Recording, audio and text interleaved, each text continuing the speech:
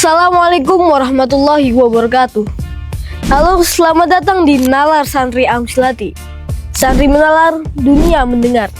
Tempat di mana setiap isu yang beredar kita telaah dengan nalar, supaya bisa dipastikan aman setiap apapun yang sudah terlanjur tertular. Kembali lagi dengan gua, Ulum. Dan mari kita pantau apa saja isu yang sudah tertular saat ini. Ngomong-ngomong soal isu yang tertular, sekarang ini yang paling gampang nular bukan batuk, bukan pilek, tapi berita bohong alias hoax. Hoax itu kayak virus, tapi bedanya nggak perlu kontak fisik. Cukup share sekali bisa menular ke ribuan orang. Apalagi kau sudah dibungkus dengan judul dramatis. Hoax zaman sekarang tuh kreatif banget. Ada yang bikin cerita TNI ditangkap Polri gara-gara demo, padahal nggak ada. Tapi tetap aja di-share kayak sinetron adu domba rebutan warisan. Bedanya, ini rebutan citra institusi negara. Sutradaranya, netizen bermodal kuota. Di lokasi ada anggota dari Batalion Kavaleri 5 atas nama Ratu Handika Novaldo. Setelah kami periksa di lapangan bahwa pelaku memang tidak ada indikasi terlibat dengan peristiwa pembakaran ataupun perusakan di gedung DPR tersebut. Adanya kesalahpahaman di lapangan, kami sama-sama mohon maaf atas peristiwa yang terjadi. Belum cukup, muncul lagi kabar mal dijarah di Jakarta. Heboh. Ternyata faktanya nol besar. Jadi yang dijarah itu bukan mal, tapi logika orang yang gampang percaya. Kemudian yang patut disayangkan Tribuners, ada beberapa oknum ini yang tidak bertanggung jawab dan memanfaatkan situasi hari ini dengan menyebarkan berbagai informasi palsu atau berita hoax kepada publik. Yang pertama ada tentang video penjarahan ini yang viral di media sosial yang memperlihatkan sekelompok orang ini berlarian di area pertokoan disertai dengan narasi peristiwa penjarahan yang terjadi di Mall Atrium Senen di Jakarta Pusat.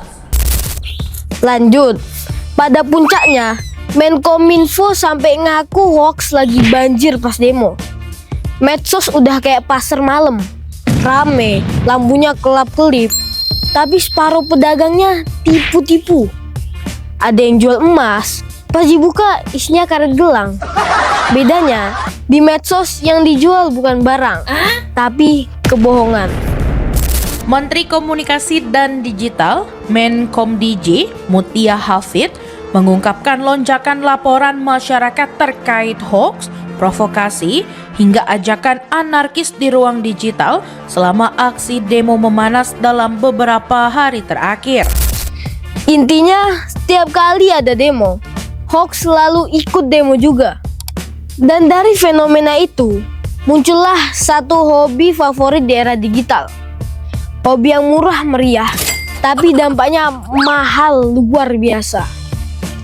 Fitnah, caci maki, pencemaran nama baik, hoax, itu tuh menu viral sehari-hari. Dan yang bikin miris, pelakunya kadang bukan bocah SMP, tapi kadang oknum profesor, doktor, tokoh bangsa. Iya, titel panjang, tapi akhlak pendek sekali. Katanya berilmu, tapi kelakuan mirip akun gosip. Bedanya, akun gosip pakai filter cantik, mereka pakai filter argumentasi. Sekarang, mari bantu gua kuliti lebih dalam. Fitnah, caci maki, hoax, semua itu bukan sekadar curhat online. Ada tujuannya, merusak, memicu pertengkaran, bikin suasana panas, dan ujung-ujungnya ada pihak yang dijadikan kambing hitam. Dan kasihan ya, kambing hitam itu biasanya bukan yang salah, tapi karena publik udah terlanjur lapar tontonan. siapa aja bisa dipanggang. Jadi bukan kambing guling, tapi manusia guling. Digulingkan reputasinya. Intinya fitnah, cacian, dan hoax itu bukan sekedar dosa kecil, tapi kayak rantai kehancuran. Sekali mulai, ujung-ujungnya semua tumbang bareng. Dan ini bukan saya yang bilang asal-asalan, tapi sudah diingatkan ulama besar berabad-abad lalu.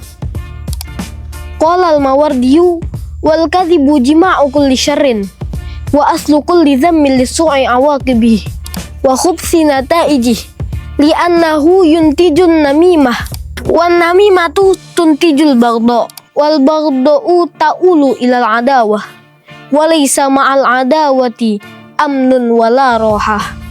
Bohong itu pusat kejahatan dan asal segala perilaku tercela karena keburukan, akibat, dan kekejian dampaknya. Bohong melahirkan adu domba. Adu domba menghasilkan kebencian, sementara kebencian mengundang permusuhan. Di dalam suasana permusuhan, tidak ada rasa aman relaksasi. Kau dilihat lebih jauh, ini kayak kegiatan berantai. Tapi bukan rantai yang saling menguatkan, malah rantai yang saling menghancurkan. Kayak estafet, tapi tongkatnya bukan solusi, melainkan masalah. Bayangin lari estafet, tapi tiap lari bukannya maju, malah dorong temennya jatuh. Hasil akhirnya, bukan finish, tapi pingsan bareng. Lucunya, orang yang bikin dan sebarin fitnah itu sering merasa lagi berjihad kebenaran. Padahal jihadnya level KW. Hasilnya cuman bikin huru hara. Hei, kau jihadnya cuma di kolom komentar. Mending naik level dulu jadi admin grup RT. Jadi jelas, fitnah dan caci maki itu gak pernah melahirkan kebaikan. Mereka kayak rantai motor yang udah kareten. Bukannya bikin kendaraan jalan, malah bikin rantainya copot dan pengendaranya jatuh. Bedanya, yang jatuh bukan cuma satu orang, tapi satu bangsa ikut kepleset. Lalu solusinya apa? Biar gak ikut-ikutan jadi korban hoax dan fitnah. Sederhana sebenarnya. Jangan buru-buru percaya, apalagi buru-buru share. Kau baca berita, validasi dulu. Kau nonton video, verifikasi dulu. Minimal tanya, ini fakta atau cuma editan AI anak magang? Allah sendiri sudah ngasih tips and trik yang benar untuk menghadapi berita yang beredar. Bismillahirrahmanirrahim. Ya ayyuhalladzina amanu in ja'akum fasiqum binaba'in fatabayyanu an tusibu qauman bijahalatin fatusbihu ala ma fa'altum nadimin. Hai orang-orang yang beriman, jika datang kepadamu orang fasik membawa suatu berita, maka telitilah agar kamu tidak menimpakan suatu musibah kepada suatu kaum tanpa mengetahui keadaannya yang menyebabkan kamu menyesal atas perbuatanmu itu. Quran Surat Al-Hujurat ayat 6. Karena ya, kalau lu asal percaya gitu aja, lu sama aja kayak beli barang di online shop tanpa baca ulasan. Di foto kelihatannya real pic, tapi pas datang isinya sandal jepit bekas. Ya, salah siapa coba? Salah penjual? Atau salah kita yang terlalu gampang percaya? Makanya, sebelum jempol lu gerak-gerak lebih cepat daripada otak lu, stop dulu. Ingat, jempol lu bisa jadi pahala atau malah jadi dosa berjamaah. Dan kalau lu butuh cerminan, lihat para santri. Mereka tiap hari dijejali berita, isu, gosip, tapi diajari untuk tetap tenang. Kenapa? Karena di pesantren dari awal udah dibilang, jangan gampang mencaci, jangan gampang memfitnah. Santri itu bukan berarti nggak pernah dengar kabar aneh-aneh. Justru mereka sering banget. Tapi bedanya mereka punya filter iman dan akhlak. Jadi kalau ada berita aneh, nggak langsung, wah ini pasti benar. Mereka lebih tenang, kayak admin grup WA yang cuma baca doang, tanpa komen. Bedanya, santri memang sengaja tenang, bukan karena kuotanya habis. Bayangin, kalau semua orang bisa setenang santri, mungkin timeline medsos kita nggak kayak pasar malam penuh teriakan. Tapi ya begitulah, nggak semua orang punya mental ditempa pesantren. Banyaknya mental netizen ditempa dari kolom komentar. Hasilnya, otaknya panas, logikanya hangus. Jadi, pilihannya ada di kita. Mau jadi penyebar kebenaran atau menyambung lidah hoaks. Kau nggak bisa setenang santri, minimal jangan sebrutal netizen. Karena dunia ini udah cukup rusak tanpa tambahan hoaks dari jempolmu. Caci maki, fitnah, hoaks, itu semua racun sosial yang pelan-pelan menggerogoti akal sehat. Bullying itu versi paling kasat mata, yang langsung melukai mental dan fisik.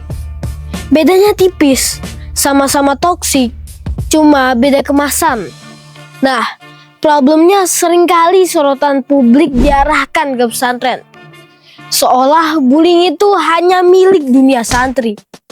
Padahal realitasnya fenomena ini lintas ruang, ada di sekolah umum, kampus, bahkan di kantor. Bullying dan senioritas itu bukanlah hal yang bisa dibenarkan, tapi juga bukan monopoli pesantren. Fenomena gesekan sosial itu ada di sekolah umum, di kampus, bahkan di kantor. Bos besar kadang lebih menakutkan daripada kakak kelas. Membenarkan perilaku bullying itu jelas keliru. Itu poin absolut yang tidak bisa ditawar. Tapi di sisi lain, kita juga tahu gesekan sosial tidak mungkin dihapus total dari kehidupan. Maka justru dari kenyataan itulah kita perlu menyiapkan generasi dengan mental baja, mampu bertahan, ditempa, dan tidak rapuh menghadapi realitas yang memang tidak selalu ramah. Ibarat kayak emas, nilainya baru kelihatan setelah digosok, dipanaskan, lalu ditempa. Kita juga bisa belajar dari genteng. Sebelum jadi atap yang melindungi manusia, ia cuma tanah liat biasa. Kemudian dia dipotong, dicetak, dipanggang panas, baru kuat menahan hujan dan terik. Atau analogi beras pun sama. Sebelum jadi nasi putih bersih yang menghidupi manusia, ia harus rela hidup di lumpur sawah, dihantam air, dipanen, ditumbuk, digiling, baru bisa jadi sumber tenaga. Dan yang terakhir, paku. Si kecil tapi penting. Manfaatnya baru terasa setelah berkali-kali dipalu, dipukul, bahkan ditusuk-tusukkan ke kayu. Tapi justru dengan itu, ia bisa menyatukan seluruh unsur bangunan. Begitulah manusia. Mentalnya terbentuk bukan di ruang steril, tapi di tengah tekanan, gesekan, dan tempaan. Ingat, santri itu calon pemimpin di masa depan. Maka mereka harus siap dihujat, siap dikritik, bahkan siap dicibir. Itu bukan kelemahan, itu latihan. Pemimpin sejati memang lahir dari tempaan. Komentarnya cuma tahan pujian, tapi alergi hinaan. Ya yang lahir bukan pemimpin, tapi selebgram gagal endorse. Jadi kalau ada orang tua berharap anaknya jadi pemimpin di masa depan, jangan terlalu sibuk melindungi sampai steril dari masalah. Mau steril banget, taruh aja di hutan. Biar nanti jadi pemimpin nyamuk, monyet, dan pohon pisang. Dijamin gak ada bullying. Tapi gak ada peradaban juga. Kadang hidup memang gak sesuai sama ekspektasi. Gesekan, kritik, bahkan perlakuan gak enak itu sering kita anggap beban. Padahal yang pahit justru bisa jadi vitamin mental. Allah sendiri sedang ngingetin di surah Al-Baqarah ayat 216. Wa'asa an tuhibbu syai'an wa huwa syarrul lakum. Wallahu ya'lamu wa antum la ta'lamun. Boleh jadi kamu membenci sesuatu, padahal itu baik untukmu. Dan boleh jadi kamu menyukai sesuatu, padahal itu buruk untukmu. Allah tahu, sedangkan kamu tidak tahu. Artinya apa? Kadang yang kita kira masalah, ternyata latihan. Yang kita kira ujian, justru pendidikan. Singkatnya, Allah lebih paham resep hidup kita. Pahitnya tempaan hari ini bisa jadi manisnya masa depan. Dan faktanya, pesantren itu bukan rimba liar tanpa aturan. Justru sebaliknya, ia adalah ruang pembentukan. Santri di sini pertama-tama dibekali firewall moral, benteng karakter yang dipahat lewat pendidikan kitab Sifatul Mazmumah, pelajaran tasawuf sampai latihan akhlak sehari-hari. Bahasa kerennya preventive education. Jadi sebelum ada tindakan salah, mentalnya sudah ditempa biar bisa menahan godaan. Tapi pendidikan karakter saja nggak cukup, karena manusia itu kadang lebih bandel daripada virus. Maka butuh juga sistem keamanan. Nah, di Darul Falah Amsilati bukan cuma ada tata tertib, tapi dibentuk juga Badan Penanggulangan Kekerasan. Namanya mirip BNPB. Cuma kalau BNPB ngurus gempa bumi, yang ini ngurus gempa tangan dan banjir mulut. Belum berhenti di situ, ada Departemen Keamanan Pusat, dipecah lagi jadi berbagai sektor, lengkap kayak kementerian mini. Dan di lingkar luar ada Satpam Pondok yang siap berjaga 24 jam dengan senter terang dan wajah datar khas aparat. Jadi sistem kontrolnya komplit. Ada pendidikan moral, ada regulasi sosial, ada pengawasan formal, bahkan ada keamanan fisik. Jadi kok ada yang bilang pesantren itu chaos, jelas keliru. Karena faktanya ada sistem yang berjalan. Jadi kalau masih ada yang bilang pesantren rawan kekerasan, mungkin dia kurang update. Wong di sini sistemnya udah lebih rapi daripada parkiran mall. Ada petugas shift pagi, ada pengawasan shift malam, tinggal belum pakai barcode aja. Artinya apa? Gesekan pasti ada, tapi nggak dibiarkan. Senioritas mungkin muncul, tapi dikawal ketat. Jadi kok ada yang buru-buru bawa pulang anaknya gara-gara takut digertak? Ya mohon maaf, itu bukan penyelamatan. Itu kayak uninstall aplikasi sebelum dicoba. Padahal di dalamnya udah ada fitur keamanan premium, gratis pula. Jadi jelas, fitnah dan hoax itu rantai kehancuran. Bullying bukan monopoli pesantren, karena faktanya pesantren punya sistem plus benteng moral yang rapi. Gesekan pasti ada, tapi justru itu yang jadi tempaan mental. Intinya, yang keras bukan masalahnya, tapi jiwa kita yang ditempa jadi baja. Dan pada intinya, opini semu kalau dicek, dianalisis, dan diperbaiki, bisa kita ubah jadi fakta yang nyata.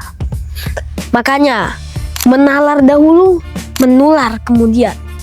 Biar yang nyebar itu kebaikan dan fakta, bukan gosip murahan. Sampai jumpa di episode berikutnya di Nalar Santri Amsilati.